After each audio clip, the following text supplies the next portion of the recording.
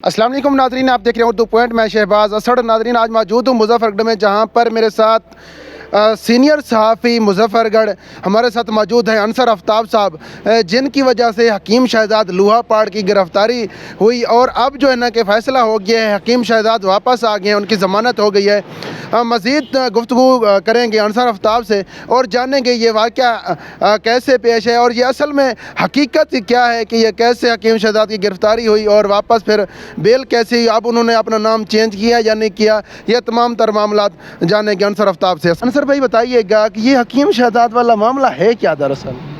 Actually حکیم شہزاد جو ہے ہمارے ساؤتھ پنجاب کا بڑا ایک نام تھا، اور اس میں سب سے اہم جو بات تھی وہ یہ تھا کہ جو اس نے ویڈیوز بنائی ہوئی تھی اس کے اوپر اس نے ایک بڑا معیوب سا لفظ ایک استعمال کرتا تھا، لوگوں کے ساتھ بڑی نازیبا گفتگو کرتا تھا.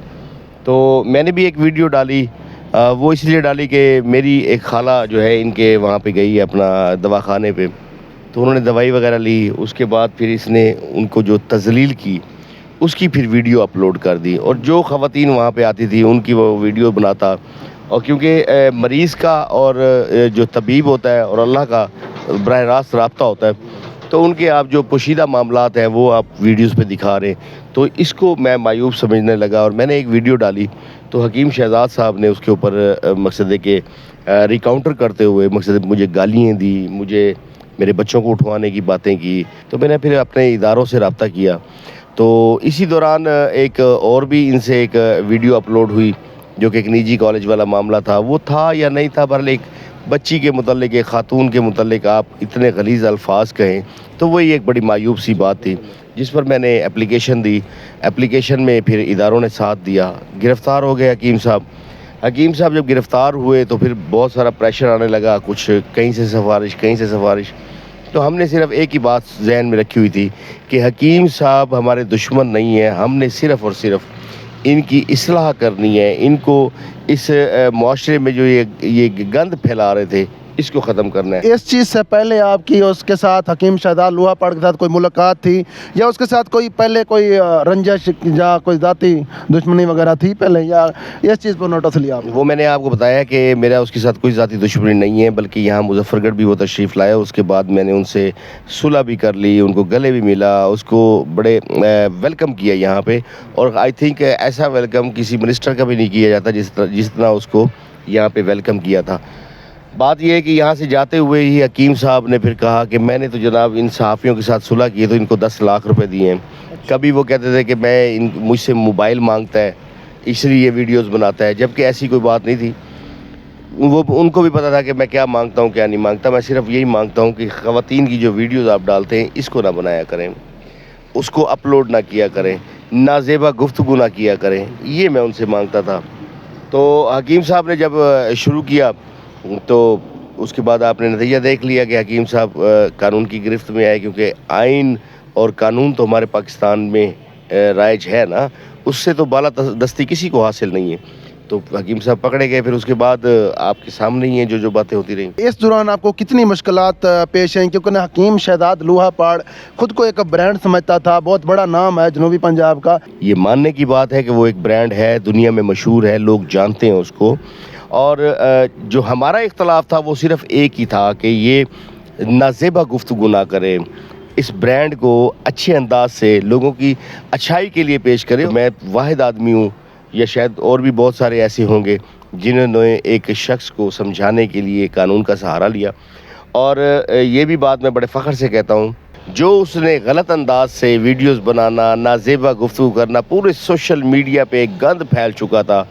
الحمدللہ حکیم شہزاد جب راہ راست پہ آئے تو آپ دیکھیں سوشل میڈیا، اب بہت سارے لوگ جو ہیں وہ سوچ سمجھ کے گفتگو کرتے ہیں. تو یہ مجھے ایک اس بات کا فخر ہے کہ میں نے یہ کام کیا ہے. ایک چھوٹی بچی کی جو حکیم شہزاد کی بیٹی تھی، اس کی ویڈیو وائرل تھی، وہ آپ سے معافی مانگ رہی تھی، ویڈیو میں دیکھا جا سکتا ہے. تو پھر آپ یہ جو معافی نامہ والا سین تھا وہ کیسے پیش آیا؟ کیسے آپ نے ان کو صلح کی اس کے ساتھ، اس کو معاف کیا؟ یہ میں جانتا ہوں، میرا رب جانتا ہے، یہ اس کے گھر والے جانتے ہیں کہ میں نے اس کو کس وجہ سے معاف کیا اس کی بیٹی کی ارداس کی وجہ سے. جس انداز سے وہ ویڈیو بنا رہی تھی نا، تو وہ ویڈیو جب میرے پاس پہنچی تو مجھے اس بات کا خیال آیا کہ میں بھی بیٹی والا ہوں. کل کو اگر میرے ساتھ کچھ ایسا ہو جائے تو میری بیٹی کیوں اس طریقے سے معافی مانگ رہی ہوگی. میں نے اس وجہ سے معاف کیا. پھر اس کی جو بیوی ہے اس میں کوئی شک نہیں, اس کی بیوی, اس کی بیٹی, اس کا بیٹا, یہ اس کے ساتھ بہت زیادہ مخلص ہیں. دن رات ایک کر کے اس خاتون نے میرے ساتھ رابطہ کیا. میں نے اس کے سر پہ ہاتھ رکھا. میں نے کہا آپ میری بہن ہو اور میں لاج نبھاؤں گا. لاج نبھاتے ہوئے اس بیٹی اور آپ کے صدقے میں اس کو معاف کروں. انصر صاحب, آپ نے بتایا کہ اس کی بیوی نے رابطہ کیا تو آپ نے اس کو بہن سمجھا.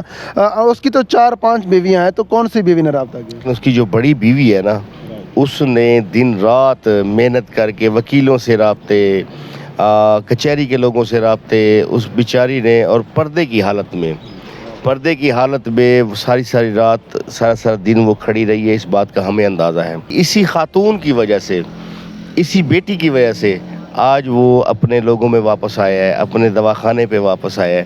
اگر میں ان کی وجہ سے اس کو معاف نہ کرتا اور ایسے ہی کھڑا رہتا اسٹریٹ فارورڈ, تو حکیم صاحب نے جو اپنے بیانات ریکارڈ کروائے ہیں جس میں ایڈمٹ کر گئے ہیں کہ مجھ سے یہ باتیں ہوئی ہیں, اور جو ان کے پروف لگے ہوئے ہیں, تو حکیم صاحب 7 سال 1 اور 14 سال 1 یہ سزا ہو جاتے. اور ابھی بھی ان کا ٹرائل ہو رہا ہے, ابھی بھی وہ جو اس کا جو کیس کا ٹرائل ہے وہ ہونا ہے. پھر جس وقت میں نے وہ دیکھا کہ جب حکیم شہزاد رہا ہوا ہے, ویڈیوز میں دیکھا کہ اتنے لوگ اس کو چاہنے والے تھے, اتنے لوگ پیار کرنے والے تھے, تو مجھے خود سے بھی یہ شرم آئی کہ یار واقعی اب اس کی کیلیبریشن جو ہو چکی ہے, ہم کوشش کریں کہ اس کو راہ راست پہ لائیں. اور مجھے اس بات کی خوشی ہے کہ ان کی مسز مجھے بتا رہی تھی کہ اب وہ نماز بھی پڑھتا ہے 5 وقت کی, قرآن پاک بھی پڑھتا ہے. تو میرے خیال میں کہ میں نے جو اپنا ایک حصہ ڈالنا تھا تو وہ حصہ میں نے ڈال دیا.